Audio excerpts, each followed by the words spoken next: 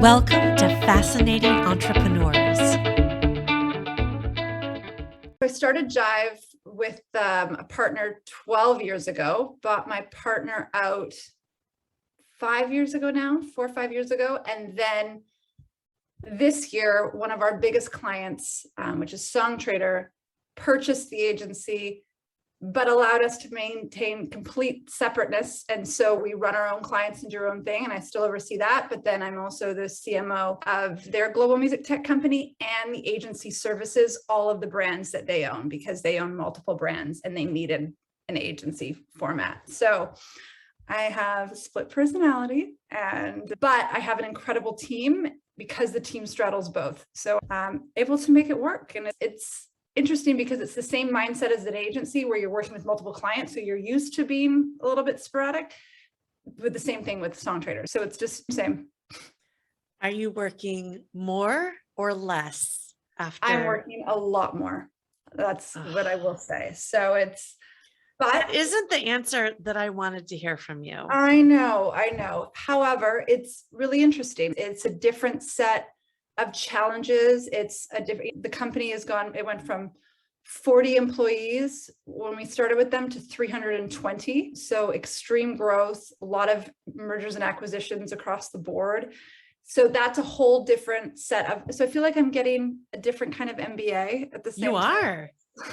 As running Jive also. So yeah. And is that informing and creating ideation for future endeavors? I think everything in life is always formulating and creating. Like I read something, I'm like, oh, that's a great business idea. I guess I'm like, oh, this is what I should do next. But I've figured out how to scratch that itch. And I figured that out with the agency about 3 years ago, is that I started investing in startups with financial investment, and also just like sweat equity of giving them ideas and all that in different verticals. So I'm constantly able to scratch an itch. So if I'm like, oh gosh, something in the metaverse space, guess what? I just happened to invest in a company that went into the metaverse space last year. And so I've been able to work on that itch for the last little while. I've invested in a few companies in the psychedelic space, in the med tech space. And so for me as an entrepreneur, I'm like, oh, there's the secret. That's how I can keep doing what I do every day, but also be able to scratch the itch of new ideas. Okay, can we just all stop there for a moment? You do not have to start a business from scratch. You do not have to acquire a business. You can invest in a business either financially or with sweat equity of consulting and such. Brilliant. Oh my gosh. Of course, you're filling my brain right now. How are you finding those opportunities? And at what level, what a minimum level do you have to both financially and sweat equity contribute to be part of that investment? So great question. So I'm part of like a small little fund with just some like-minded investors. And through that, we get different access to deal flow. And it depends if the fund does investments in it, or if individually people are like, no, I'll just do an individual investment versus fund. There's also so much people can do. There's venture summits. So I think there's one in a few months. There's twice a year, Venture West does different summits online where you're getting pitched from entrepreneurs. EO Angels has a venture arm that you get access to different deal flow with. And then in terms of amount that you're having to invest in, if you're going in at the early stages, so seed and angel round, you don't have to write huge checks, right? That's your 5, 10, 15, 25,000. That's a standard angel size check for an individual investor. Now it's a lot riskier. So you have to, really have faith in it because it hasn't got product market fit yet. But I feel like as an entrepreneur, you can feel, we're all gamblers too. We're all gamblers. With those checks written, when do you see, if you're going to see a return on investment? Because some of them are going to fall flat, and that is the roulette wheel. When do you expect to see a return on your investment financially? I say financially because I know that a lot of what I gain as an entrepreneur isn't financial. It's not what fills my cup necessarily. Being involved, being a part of the catalyst for some growth for somebody else's endeavor is sometimes more important than the return on financial investment. However, the question is, when can you expect to see some of that return? Got it. So I'll speak just to my experience. So my first angel investment was 5 years ago. And they went through a Series D round this past year, and I got asked if I wanted to sell, but I didn't because I sold the business. So I'm like, no, I don't want to take another capital gains hit this year. And I'm glad I didn't because their valuation went up a lot after the Series D closed. But so that's an example that I could have taken, one that I could have taken off the table. So that was 5 years because that was angel. Now I've invested in a couple later rounds, which are like Series B or Series C. And like that, the last one that I did that was Series B was 2 years ago. And I'm going to get asked if I want to get out on the D round towards the end of this year. So the later you invest, the quicker you get out, but the smaller your returns because obviously they have a higher valuation. But to your point before is like a lot of these things, yes, obviously finance, you always want to make your money back and all that, but it's the networking and the relationships. Like some of the people that I've met through this have gone on and brought me into other investments that might do well that original one didn't, or just opening my eyes to a whole new industry that I had no idea about. But yeah, finance is always there. To me, this actually is making me feel a little bit drunk with opportunity because I hadn't really considered that recently. It's something that I thought when I grow up, I'll be able to consider that. So thank you for spelling that out. And wow. And it's so great that you're diversifying because you're now all over the place. Do you write a check that you can afford to lose? Is that how? Yeah, you have to. Yeah, you have to do that. So it's also, yeah, you have, especially at the angel stage, you have to sit there and say, but now in my mind, I'm like, I'm not going to lose this money. Like, I'm not going to put it into something that I think is not going to go. I do a really strong entrepreneur check. And I feel like as entrepreneurs, like there's a different ability that we have. So would I just write a check to a fund that I didn't control the investments that they make? Now, maybe if it's a big one and they're getting access to deal flow that I couldn't, but I'd rather write a check to something that I can verify myself. But yeah, you always have to be willing to lose it. And if you're not, like my financial advisor tells me right now, that he goes, you're way too overexposed in angel investments. I said, I know. It's intoxicating, isn't it? Okay, so we're going to go way back. Are you ready to go with me? What was it like working in Mumbai? Oh gosh, way back. Yeah. So that was wild. That was the best and hardest thing I've ever done, I'd say. So I was living there by myself for almost 2 years, and I got career growth that I would never get otherwise because I went into a Bollywood film production company, and because I come from London at that point and I'd had TV experience, they put me right up the ranks, and I was in negotiating big deal. Like I would never get that normally. So I got a huge career boost, but I was living in Mumbai as a single blonde female. And it was, and what year was that? That was in 2005 and 2006. So what was your experience? What was the day-to-day like? Not only in business, which I want to know about, just the lifestyle. Okay, so I'm going to give you like the full goods. Amazing people. I feel like I walked in there and I had a family right away, especially like the people, like the boss, the owner of the company brought me right into the fold of his family. Like his grandma I was there for family dinners, and there was just such a warmth to everyone that I met. And also you're in the film industry, so you're in like a higher echelon of society, which is just crazy in itself because there's so much wealth there. So like the nightclubs you would go to there, like far rivaled any nightclub in London and New York. But then you would walk out and there would just be like poverty on the street. But however, like I say, like just such love as well with that. So and I lived in this one building, and I walk out and there's a street camp right in front of my building. I'd walk out every day and I would like know the kids because they'd be the same. And you just go and you have like little treats and stuff like that. And there's so much love. So it really showed me a different side.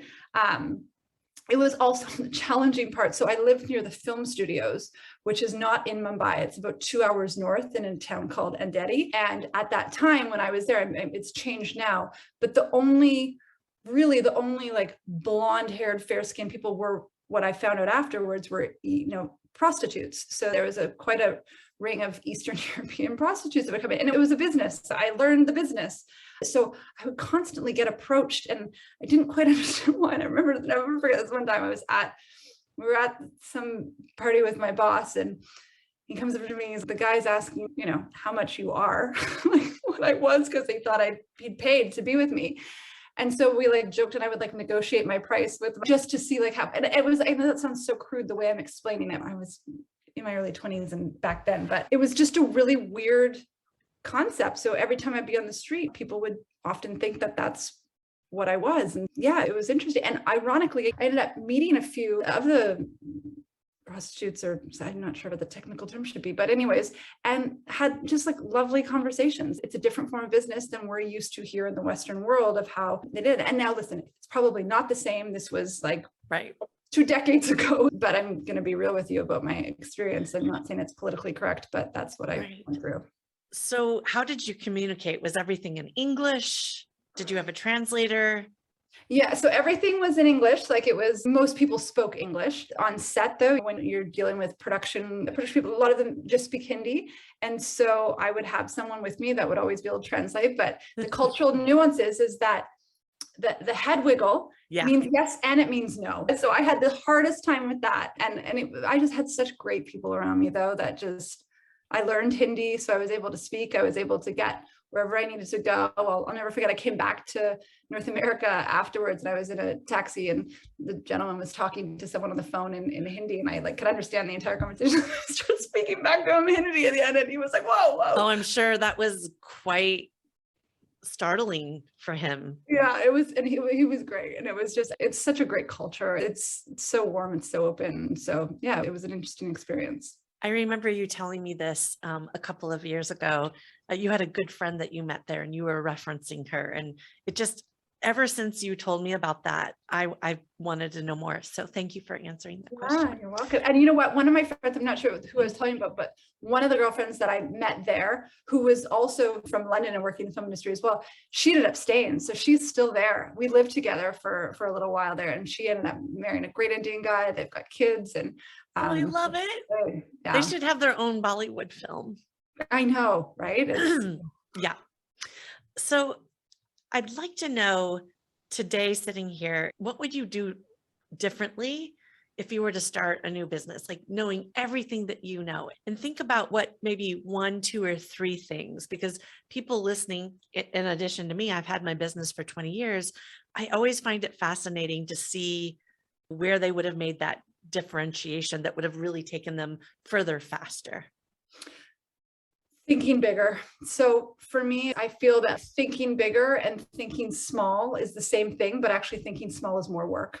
And so I feel that I grew a successful business. I'm very happy. Like it was a great agency, great lifestyle business, but I sometimes feel that a lot of it was in small thinking versus bigger thinking, because the fortune of getting to work with in an agency environment is you work with a lot of entrepreneurs. So I see the ones that are getting $5 billion valuations, or I see the ones that are just maintaining a little small profitable business. And it has to be based on what your character is. Like, what do you want? Some people are very happy running a small profitable business and don't want to take it big. So that's great. Then you know what you know and you stick to your lane. However, if your ambitions are that you want to do something big and grow, my advice to my younger self would be just think bigger earlier, because it's the same amount of work, if not less, to think bigger. What was keeping you from thinking bigger? Did you have access to those bigger thoughts? You know what? I was so busy and I was like an accidental entrepreneur. I came back from Mumbai and London and I couldn't get a job. I tried to apply a bunch of places and no one would hire me because I had no North American experience. And so I ended up falling into contracting, and then I getting more contracts, and then I just hired a few people. I met my business. So it was like, it just happened. And then I just got busy because I was in that agency services-based business mentality, which is fantastic because it's profitable and I owned it 100% or with my partner until I bought her out. So there was none of the stress of what people will have if they raise venture and stuff like that. But that was my path. And now I'm 39, so I hopefully have a few more paths. But that would be what I would, that's my biggest one. And yeah. Could I translate that and ask you if this is correct?